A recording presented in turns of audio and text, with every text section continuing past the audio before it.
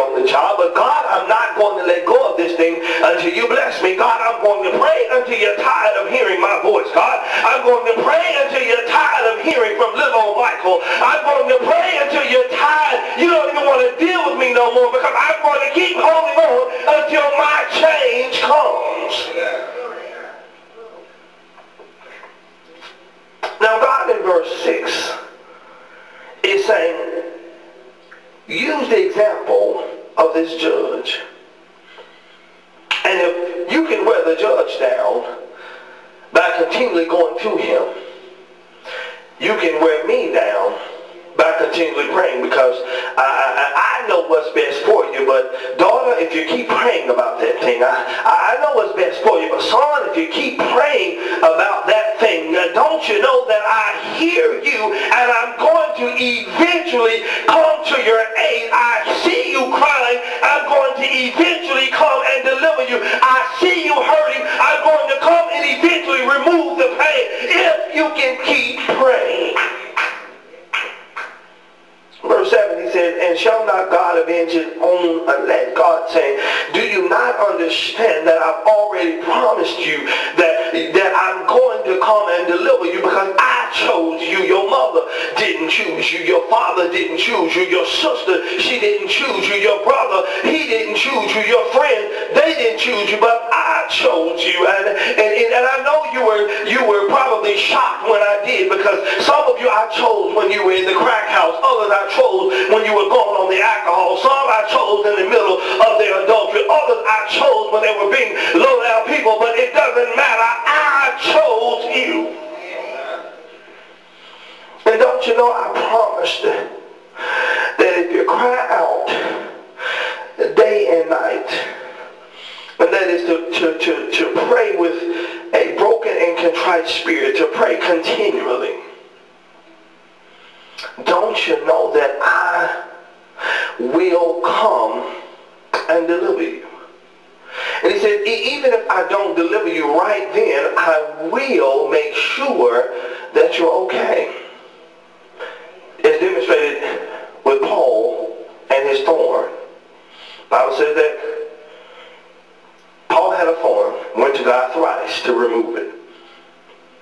To give you an anecdotal look at it, basically God said, I'm not removing your thorn, but my grace is sufficient for thee. In other words, because you are under my protection, whatever the thorn you have won't destroy you. Because you're under my providential care, whatever the thorn is won't take you out. Because I love you, whatever the thorn is can't corrupt you. Because you belong to me, whatever the thorn is, it will not take you off what I have assigned you, if you just understand that regardless of what you're going through, I'll always be there for you. But the requisite, the thing that's requisite to God moving, is your prayer. Jesus goes on to say, I tell you that he will avenge them speedily. God is saying that it's going to be instant. It might take me 10 years to deliver you, but when I do, it's going to be instant. It might take me 6 years, 7 months, 39 days, 5 hours, and 36 minutes. But when I decide to do it, it's going to be instant. You're not going to come out in a process. The process is what you've been going through. When God decides that you're going to move, that thing is going to move instantly.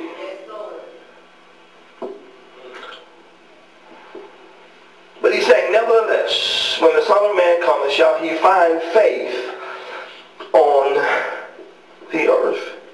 He's saying that what you must understand is that there was always a need for faith. And that continuous prayer demonstrates strong faith. It's not the other way around, because there are those who preach that Paul must have had some waver in his faith simply because he went to God 3 times. But he's saying, no, you can come to me as often as you want to. As a matter of fact, praying continuously does not mean you don't have any faith. Praying continuously means I know that you have more faith, because see, I understand that when you're praying, it doesn't mean you don't believe. I understand that when you're praying, you're trying to strengthen and encourage yourself. You're looking at your situation and you're saying, well, God, I'm ready for this thing to be moved. You're looking at the hell in your house and you're saying, God, I'm ready for this thing to be over. You're looking at the pain and you're feeling the pain in your body. You're saying, God, I'm ready for this thing to be healed. And so you continue in prayer, and it means that you have the right kind of faith. He's saying, when the Son of Man cometh, is he going to find your faith effective? When the Son of Man cometh, is he going to find that you've been praying continuously? When the Son of Man cometh, is he going to discover that you allowed life to overtake you?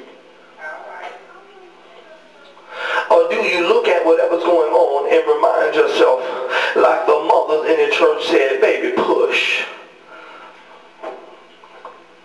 I've discovered that regardless of where you are in life, I don't care what your religious affiliation is, I don't care what denomination you're a part of, I don't care what your belief system is.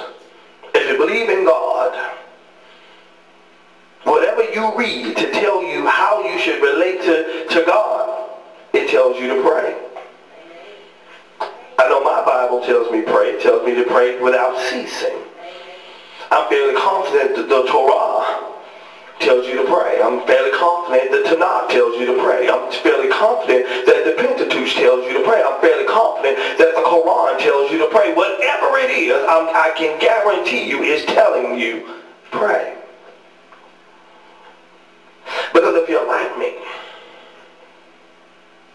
and things sometimes seem overwhelming, and nobody has to say, man, because I'll say this for everybody. When so many things are going on, you just want to crawl in a hole. When you're at the point where you're saying, God, I can't take one other thing. God, I'm at the end. Because, see, I thought I was going to be broken the 2 times ago when problems came, and I was sure that I was going to break. This last time problem came, but God, I'm at the point right now where I'm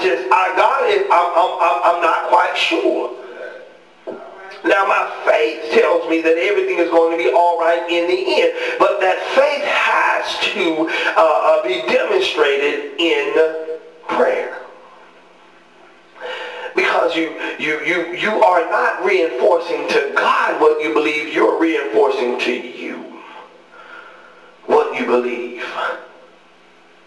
And so as you look at your life, in the many areas where the enemy is running loose, I want you to begin to think about that particular thing or those things that you're going through. And I want you to begin to even tell yourself, if you've got to think in your mind for just a moment, you're one of the mothers and the fathers of the church, I want you to begin to just lay your hand on your heart and say, baby, you need to pray. Just push. Pray until something happens. I know that wife seems like she's just never going to get it, but baby, push. Pray until something happens. I know that husband seems like he's less than concerned, but baby, push. Pray until something happens. I know it seems like you're never going to get caught up on those bills, but push. Pray until something happens. I know it seems like your children are out of reach, but I want you to push. Pray until something happens. I know it seems like that the sickness is unto death, but I want you to push. Pray until something happens. I know it seems like the depression has set in, but you can